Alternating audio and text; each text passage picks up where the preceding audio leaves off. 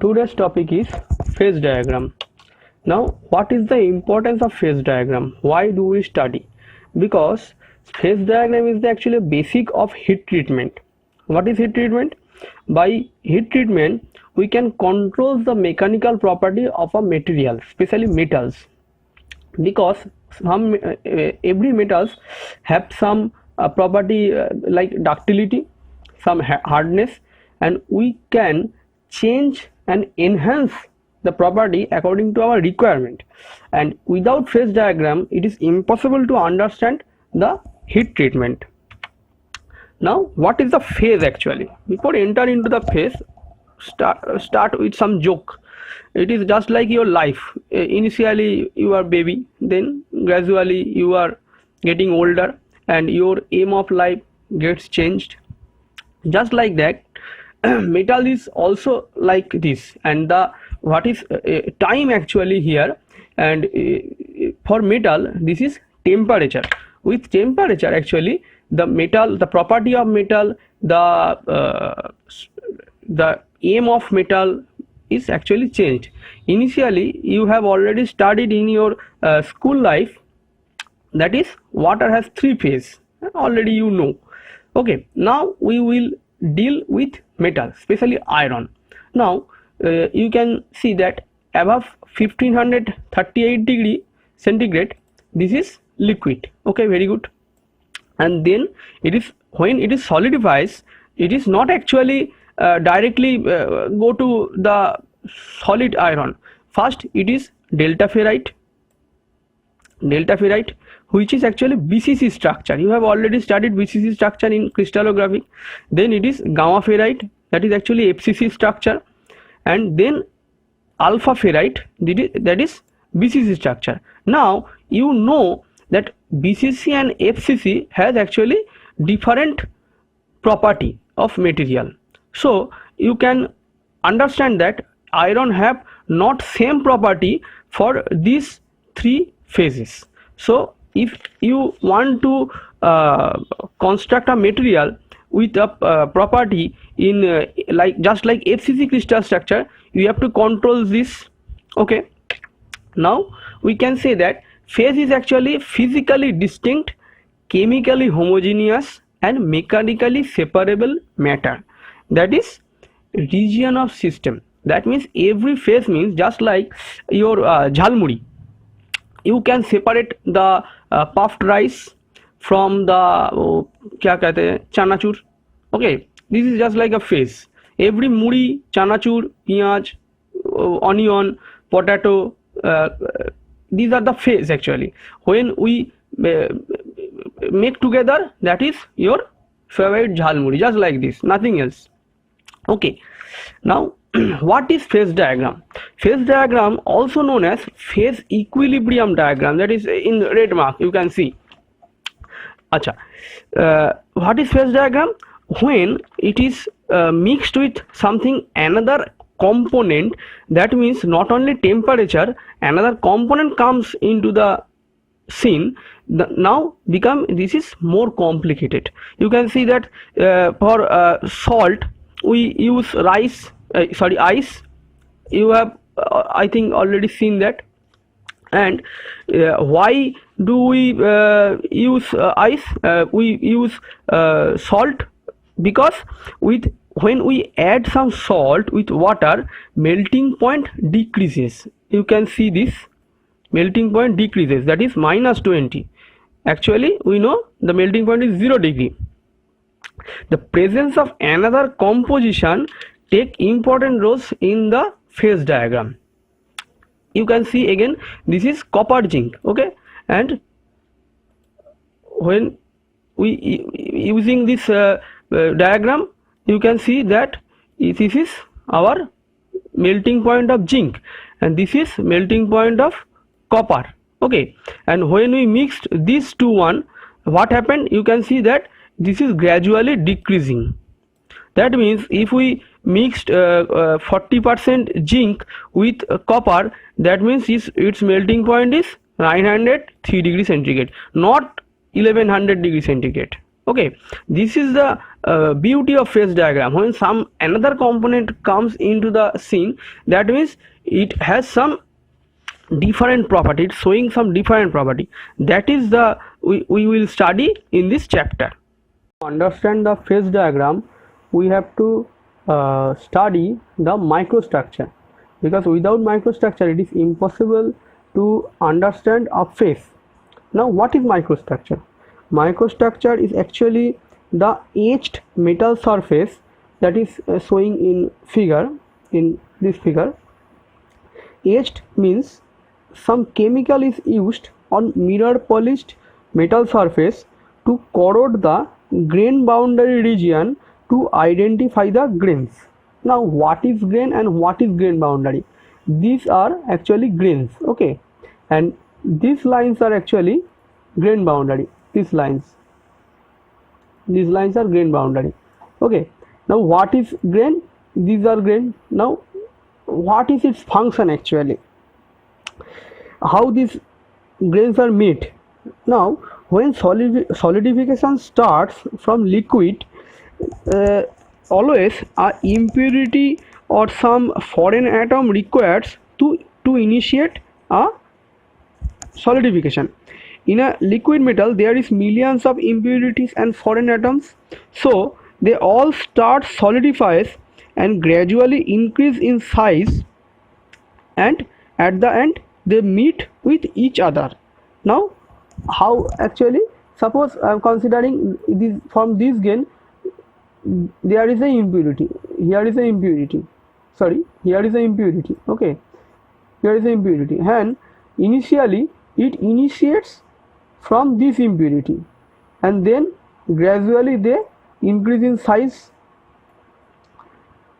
Same way the other grains are increasing and they at last meet to each other, and from due to physical reason there is some gap between them, because we all know when metal come to at room temperature they will shrink. That means there is some gap, and these gaps are actually, these are the grain boundaries, okay. Grain boundary means there is vacant space between these two grains, okay. Now what is its importance? Why do we study the microstructure? Obviously you can understand according to the name. Microstructure means we observe this under a microscope, that may be optical microscope, that may be electron microscope. Now from size and shape, a metal specimen, how this is made, that can be described, because cast, either a metal surface may be cast, may be forged, may be welded, may be machined, and for every machining or for every process the metal structures, microstructures are different. So if we understand the microstructure, we can easily say that, oh okay, this specimen is actually welded, this specimen is actually casted, okay, like this. So and also not only the physical phenomena, from chemical analysis we can get actually from electron microscope, actually the scanning electron microscope. The chemical analysis actually describe what is the phase present in the specimen. Now from where we also get the other information like mechanical or metallurgical property, because from phase we can understand what crystallographic structure is present, and from crystallographic structure we always understand the mechanical property. This is the beauty of microstructure. Now type of phase. Before understand the type of phase, we have to understand the solution. There is two type of solution. One is solid solution, another one is interstitial solution. Solid solution means this is a austenite, means this is FCC structure. You can see that is FCC, and for FCC there is some vacant space. Now a carbon atom can enter at this position. This is a carbon atom, okay. Now if we saying about the intermetallic compound, intermetallic compound means you can see this is carbon, this is carbon atom, these are the carbon atom. You can see that carbon holds the iron, they make a compound Fe3C, but this is not a compound. The carbon can, this is actually the like guest can leave at any time, but you cannot leave your home at any time. You are the member of your home. Okay, intermetallic compounds are like this. Intermetallic compound means they made a compound, that is Fe3C, that is actually known as cementite, that is iron carbide.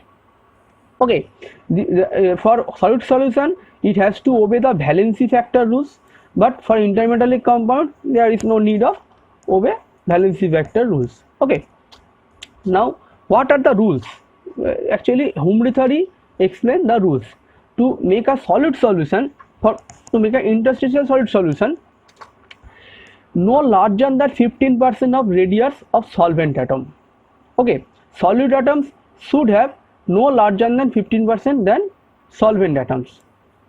Okay, and both the metals have some similar electronegativity. They should have wide range of composition and have same valency, nothing else. And what is solubility limit?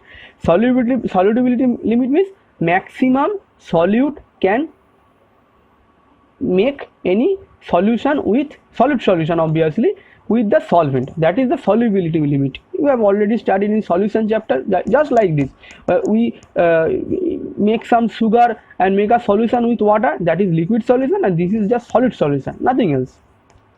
Now come to the phase diagram of a binary component system. First we will study the binary isomorphous system. Now what is isomorphous system? Actually what is a binary component system? That is actually the nothing but substitutional solid solution. What we have just studied, that is substitutional solid solution. Okay, consisting of both copper and nickel atoms. Now you can see this, that copper has the melting point of 1085 degrees centigrade and nickel have the 1453 degrees centigrade. Now how our phase diagram has drawn, that is in this direction we take the temperature, and at this direction any one of the composition. Now we are choosing the composition of nickel. That means at this position nickel is 0, that means copper is 100. Nickel is increasing at this direction from 0 to 100 degree. That means here at this position copper is 0. Okay, phase diagram is drawn just like this. Now what is the importance of this? Now we get two lines. This one is liquidous line, this is known as liquidous line, and this one is known as solidus line. Now what actually happens when a alloy starts solidifies, it is not solidifies at a certain point. Okay, it takes some time. That means for a certain region it have some mixture of liquid and solid. That is this region. Okay, you can see that this is alpha plus liquid. Alpha means nothing else, nothing but the phase of nickel, phase of copper at a solid solution. Okay, now what is the microstructure for a different position? You can see that this is liquid, that is 35% of nickel. We are considering this point actually, that is for 35% of nickel. 35% of nickel is present at, we are selecting the composition 35% nickel, 65% copper. Okay, that doesn't mean that everywhere in the solution 35% nickel is present. You can see this microstructure, that is liquid. In liquid 32% nickel is present, but in solid 46% nickel is present. Okay, not 35% nickel is present. For the interaction zone is this position, that is alpha, again 43% nickel is present, and for liquid 32% nickel is present. I have already told you, it is just like jhalmuri. You cannot confirm that if I take some amount of jhalmuri, that means there is 2 pieces of onion, 2 pieces of potato, 4 pieces of churmur. This is impossible. Okay, I am just predict. We can predict something, nothing else. Okay, so but finally when we get a solid, this is completely solid. Okay, this is solidus line, that means it is just solidifies, and at this position this is completely solidifies. Here you can get 35% nickel, but it is not necessary that everywhere there is 35% of nickel. Maybe somewhere there is no nickel, maybe there is some excess nickel. Okay, this is actually the problem of any kind of alloy. Now how do we calculate that how much how much material is present in a alloy? Then we have to study the tie rule or lever rule. How we can calculate? Suppose I am considering the same 35% of composition, that means that is known. We know that here is 35% of nickel, and now I am asking a question that at this temperature, suppose 1315 degrees centigrade, how much nickel is present at this region? Okay, this is a question.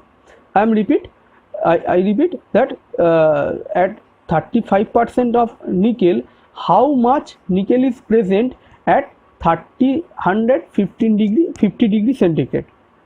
Now how can we calculate? We have to extend the horizontal line.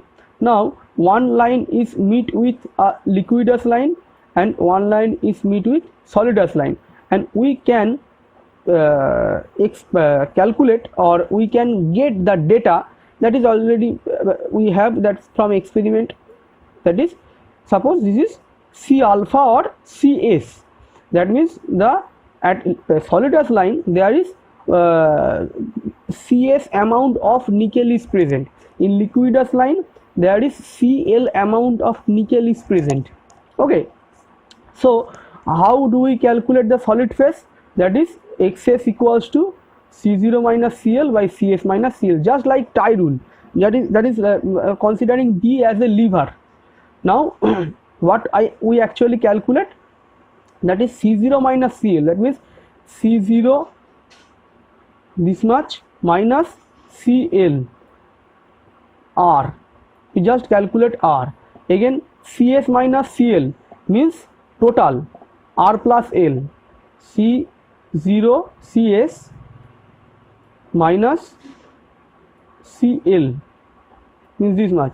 That means R plus, that means actually R by R plus S. Okay, and same for liquid, we have to calculate just S by R plus S, nothing else, and this is the expression of the formula.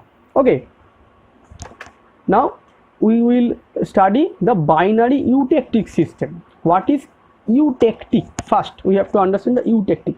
Eutectic means easily melted. Now why this type of name has selected for this kind of phase diagram? Because you can see that we are choosing copper and Ag means silver binary system. For copper, we have already told you that 185 degrees is the melting point, and for silver this is approx 900, above 900, 920 like this. But for both, when mixed for 71.9% silver, you can see that 779 degree, at 779 degree it has melted. From both the melting point we get lower melting point. This type of phase diagram is known as eutectic system. Tick means liquid, tick, TIC, when there is some tick, there is some liquid in the reaction. You can see the eutectic reaction, that is from liquid we get direct alpha plus beta. Now you can ask that what is alpha, what is beta? We are telling that pure copper means that is alpha and pure silver means that is beta. How many types of phases are present in this diagram? That is, one is liquid, one is alpha, one is beta, and the permutation combination like alpha plus liquid, beta plus liquid, and alpha plus beta. Okay, these types of phases are present. For solid solution, there is we are naming the copper as a alpha and silver as a beta. Don't be confused. Okay, now what is Gibbs phase rule? From Gibbs phase rule we can predict how a degree of freedom can be how many type of degree of freedoms are present. That is very simple formula: P plus F equals to C plus N. P means the number of phases present, F means degree of freedom, N means number of non-compositional variable like temperature, pressure, okay, and C means number of components. Now this is not so simple, you have to require some explanation. Now considering a case where N equals to 1, N equals to 1 means temperature is variable, atmospheric pressure is constant, that is our general atmospheric pressure, that is 1 atmospheric pressure. Okay, now composition is previous one phase diagram, that is copper AG system, that is composition C equals to 2. That means the formula was P plus F equals to C plus N, that means P plus F equals to 3. Now there is 3 cases. First one is single phase is present. Single phase means alpha, beta and liquid. Alpha, beta and liquid means I am showing you, that means these regions, these are alpha regions, these are liquid regions, and these are beta regions, means these regions I am considering. Okay, now for single phase is present, single phase present means we can put P equals to 1, that means F equals to 2. Now what is the meaning of P equals to 2? F equals to 2. F equals to 2 means the degree of freedom is 2. Degree of freedom is 2 means if we consider the phase diagram, there is 2 axes, one is temperature, another one is composition. F equals to 2 means both temperature and composition should specify to describe any alloy that exists within one of these phase field. Okay, and another case is 2 phase is present. 2 phase is present means liquid plus alpha, liquid plus beta, and alpha plus beta, that means P equals to 2. Now what is actually the case? That means this region. Now I am taking these regions. Now if P equals to 2, that means F equals to 1, that means either composition I can allow to change or temperature I can allow to change. For alpha we can consider 2 degree of freedom. Okay, but for these regions we can consider only 1 degree of freedom, that is either temperature or composition. Okay, now what is the third case? That is 3 phase present. 3 phase present means liquid plus alpha plus beta. Now what that means P equals to 3 and F equals to 0. What is the meaning of F equals to 0? That means there is a one position only where we get liquid plus alpha plus beta. Now if we taking the picture, that is the only one position. Only one position means only this point. You cannot move either this position, it is impossible, either this position. Only at this point, very this point, we get liquid, alpha and beta. That is actually the degree of freedom equals to 0. Okay, now this is the Gibbs phase rule and these are the important notes of phase diagram. Now how phase diagram has construct? Phase diagram is actually based on the laws of thermodynamics. It came from thermodynamics, and all lines in the phase diagram represent the change of phase. You have already understand from the diagram or from the lecture. The horizontal lines, you have seen such horizontal lines, these are actually the invariant line. Invariant lines means according along this line degree of freedom means 0, because you can understand along this line means, suppose there was alpha plus beta,